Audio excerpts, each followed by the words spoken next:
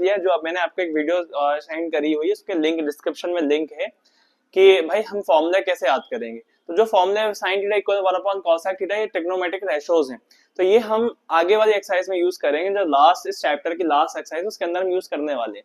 लेकिन जो हमारे चैप्टर्स की ट्रिग्नोमेट्री की फर्स्ट एक्सरसाइज है 8.1, उसमें हम जो फॉर्मूले यूज करेंगे उसके लिए थोड़ा सा कंसेप्ट बता दूं, क्योंकि बच्चे यहाँ पे बहुत कंफ्यूज होते हैं और उनका कंफ्यूजन जो है कभी दूर ही नहीं हो पाता। आ रही बात समझ में? तो उस कंफ्यूजन को हम दूर करने के लिए ये कंसेप्ट बता रहा हूँ जिसको आपको बहुत अच्छे से समझना है। ठीक है, क्या करना है देखिए, सबसे पहले तो हमको एक ट्राइंगल दिया हुआ है। ठीक है, ये एक हमारे पास ट्राइंगल रहेगा और ये ट्राइंगल जो है हमारा 90 डिग्री का होता है, जिसको हम राइट एंगल ट्राइंगल कहते हैं। तो आपने यहाँ पे राइट एंगल ट्राइंगल बना दिया 90 पे, तो मैंने यहाँ पे पॉइंट रख दिया, कौन सा? बी रख दिया, यहाँ पे ए कर दिया और यहाँ पे सी कर दिया। तो अब ट्रिग्नोमेट्री के ये भी कहते हैं भाई, ट्रिग्नोमेट्री के अंदर हमारे पास ट्राइंगल के तीन सम होते हैं, तीन एंगल्स होते हैं। हमारे पास ट्राइंगल के तीन एंगल होते हैं और तीनों एंगल का सम 180 डिग्री होता है, ये आपको पता है।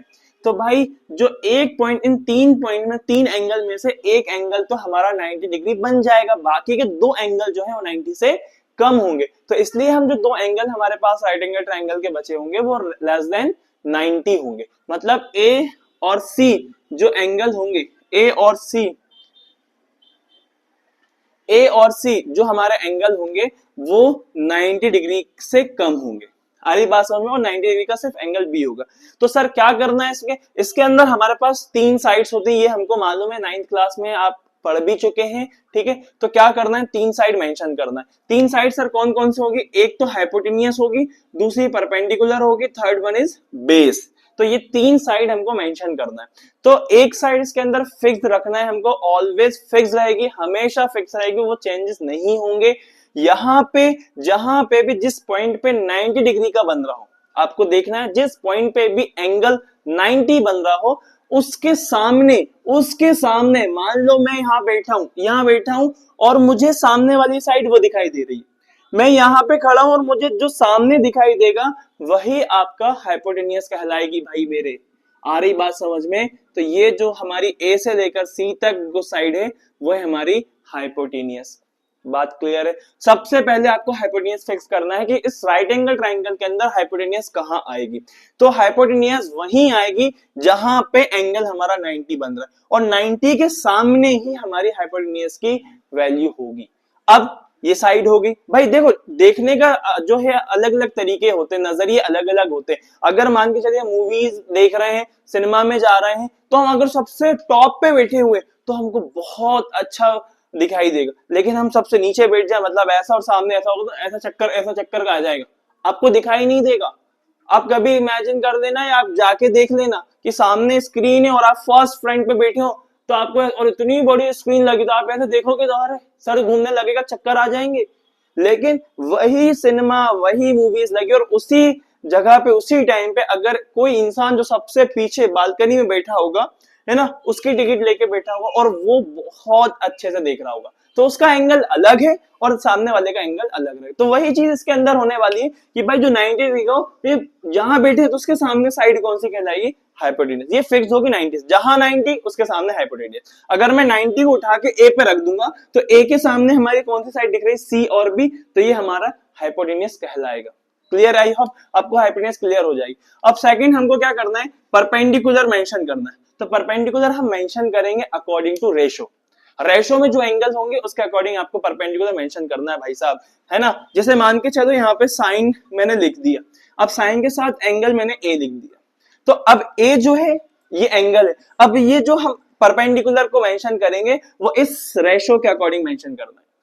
आ रही बात? अगर ये चैप्टर आपको समझ में आ गया तो हुआ है, कुछ भी नहीं है इस चैप्टर के अंदर, लेकिन आपको इसके अंदर कंसेप्ट, बेसिक चीजें बहुत अच्छे समझनी। अगर ये समझ में आ गई तो आप चुटकियों में क्वेश्चंस करेंगे, कोई इतना दिमाग लगाने की जरूरत नहीं है। तो आप बहुत अच्छे से, आप भले वीडियो को कम में करके आप इसको चला लें, लेकिन बहुत अच्छे समझना। अगर बेसिक्स क्लियर हो गई तो आगे की जो गाड़ी है, आगे की कहानी, आगे के हमारे पास जो स्टेशंस पढ़ेंगे 8.2 8.3, इस पे चलना बहुत आसान हो जाएगा, इसके क्वेश्चंस करना बहुत आसान, फिर आपको मजा आने लगेगा। अभी आप हो सकते हैं बोर हो, लेकिन ये बोरिंग वाला चैप्टर्स नहीं है, सबसे अच्छा चैप्टर्स मानता हूं मैं इसको, ट्रिग्नोमेट्री को।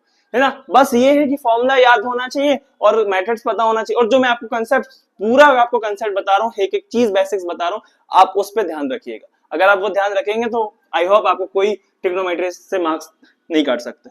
तो साइन ए, अब एंगल ए से आपको क्या कहते हैं, पी की वैल्यू मेंशन करना। अब जैसे आप देख लो ए कहां दिख रहा है, सबसे टॉप पे बैठे हैं भाई साहब, कहां बैठे हुए, सबसे टॉप पे। तो इनको सामने वाली, इनके सामने वाली साइड देखो, इनके सामने वाली साइड कौन है, बीसी। तो भैया यही हमारा क्या कहलाएगा, परपेंडिकुलर।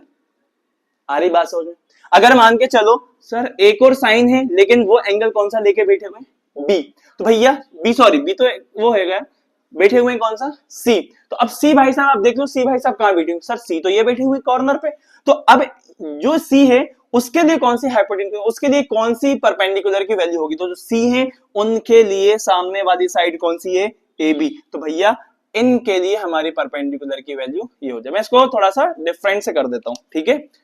ये हो गया हमारा परपेंडिकुलर, ठीक है। आ रही बात समझ में। ए को भी मैं चेंज कर देता हूं सी से। अब देखो भाई, अगर मुझे साइन ए की हाइपोटेन्यूज वही रहेगी, साइन ए से अगर मैं चेक करूं सर साइन ए के अकॉर्डिंग परपेंडिकुलर कौन होगा, तो साइन ए हमारा कहां है, सॉरी ये सी लिख दिया मैंने, गलत लिख दिया, ए आएगा, ठीक है। तो सर साइन ए के सामने भैया कौन है, बीसी, सर इसके लिए परपेंडिकुलर ये कहलाएगा। लेकिन उसी केस में, उसी ट्रायंगल में अगर हम सी की बात करें तो सर सी के लिए क्या कहलाएगा, अगर एंगल सी हो हमारे पास, जैसा साइन सी है, अगर एंगल सी होगा तो उसके लिए परपेंडिकुलर का, भाई तो सी के सामने जो साइड दिख रही है वो हमारा उसका परपेंडिकुलर कहलाएगा। बात समझ में आ रही है। तो भैया जैसे मान लो ए के लिए परपेंडिकुलर, तो इस ए के लिए फिर ये क्या कहलाएगा, बेस। ये सी के लिए ये परपेंडिकुलर, तो फिर ये क्या कहलाएगा, बेस। तो आ रही बात समझ। तो इस तरीके से हमको वैल्यू फाइंड करना है, इस तरीके से हमको साइड मेंशन करना है, ठीक है। हाइपोटेन्यूज ये हो गई। अब जब हम आगे बताएंगे तो उसको देखें अब, ठीक है। अब क्या करना है भैया, देखो ये तो सारी चीजें हो गई हमारी, ठीक है, ये सारी चीजें हमारी होगी। अब क्या करना है भाई कि हमारे पास सेकंड कॉन्सेप्ट बता रहा हूं कि भाई हमारे पास ट्रायंगल्स के अंदर दो साइड्स की वैल्यू गिवन देंगे, लेकिन थर्ड वैल्यू हमको फाइंड करना पड़ेगा। अगर तीसरी वैल्यू फाइंड नहीं हुई तो भैया हम कुछ भी नहीं कर सकते, मैं हाथ छोड़ दूंगा, मैं नहीं कर पाऊंगा। लेकिन अगर इस ट्रायंगल की तीनों साइड्स पता है तो हम जंग जीत जाएंगे। हमारे पास सारे हथियार रखे हुए, अगर सारे हथियार रखे तो कोई भी आ जाए उसको तो अपन उड़ा के रख देंगे। ट्रिग्नोमेट्री में हर किसी को नहीं, यहाँ तो कोई भी आया और सर उड़ा दिया आपने, नहीं भैया, ट्रिग्नोमेट्री में से कोई भी आ जाए तो कैसी भी वैल्यू फाइंड करना हो हम सारी वैल्यूज को निकाल के रख देंगे। सारी बात। लेकिन उसके लिए जब तक हाथ मत चलाना, मुंह मत चलाना, जब तक आपको ये तीनों वैल्यूज ना पता हो। सर तीनों वैल्यूज कैसे पता चलेंगे, तो भाई मैं आपको तीनों वैल्यूज दिखाऊंगा कि तीनों वैल्यू कैसे फाइंड कर, तीन तो नहीं एक वैल्यू फाइंड करके दिखाएंगे, क्योंकि भैया दो वैल्यूज तो वो गिवन देंगे, दो वैल्यूज हमको देंगे और थर्ड वैल्यूज हमको निकालनी पड़ेगी। तो थर्ड वैल्यू कैसे निकालेंगे भैया, सबसे फेमस इंसान पाइथागोरस, उसी से निकालेंगे भैया, बाय पाइथागोरस थ्योरम।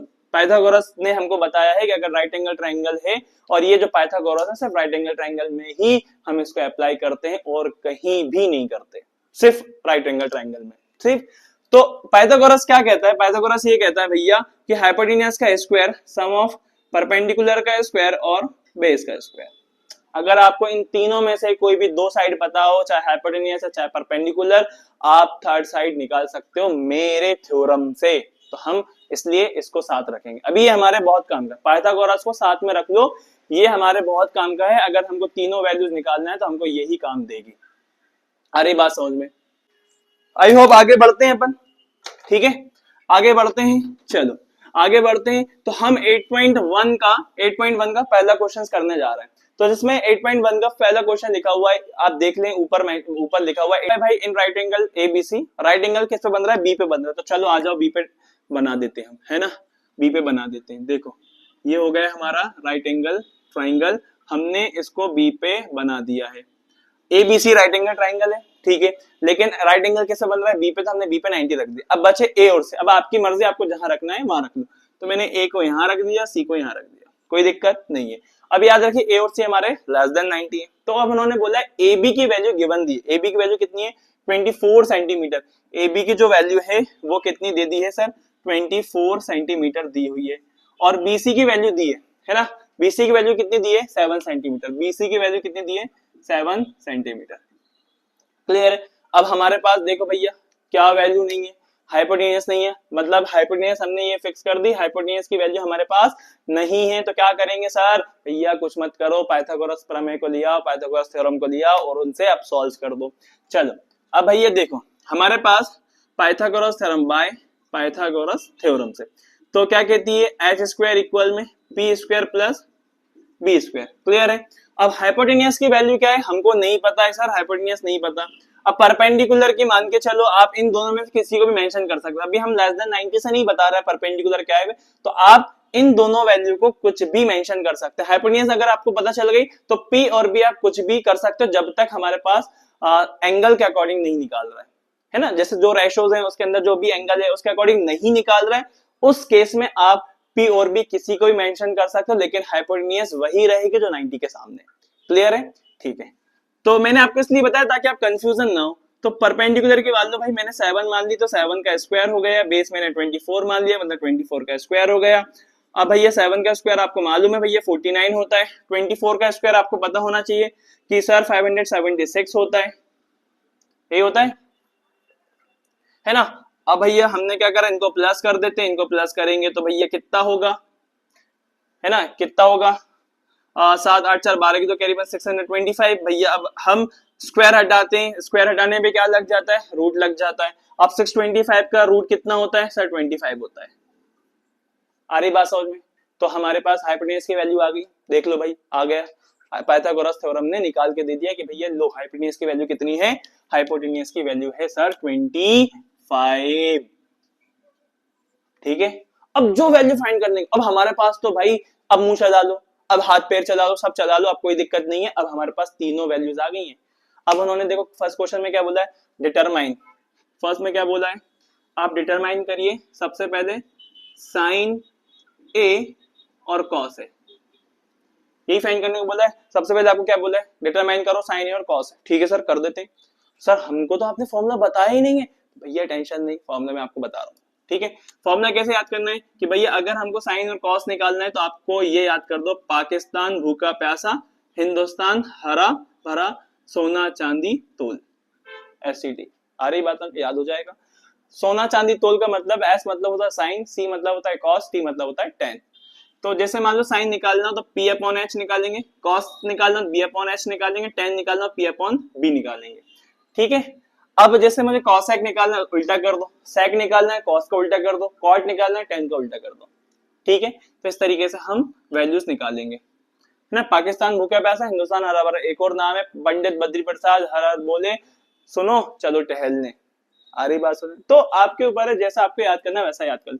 तो देखो भैया साइन ए है, साइन ए की वैल्यू निकालना है तो फॉर्मूला साइन क्या रहा है पी अपॉन एच, तो हमने पी अपॉन एच लिख दिया। लेकिन यहाँ पे देखो साइन की वैल्यू, साइन कहाँ ठीक है कहीं भी हो, लेकिन कौन सा एंगल लेके बैठे ए। अब ए देख लो कहाँ बैठे यहाँ, तो अब ए के जहां ए बैठा उसके सामने कौन सी साइड होगी, उसके सामने कौन सी होगी परपेंडिकुलर। मतलब हमको साइन की वैल्यू निकालना है अकॉर्डिंग टू एंगल ए, क्योंकि भाई जो जहां बैठा उसके हिसाब से उसको विजन दिख रहा होगा ना।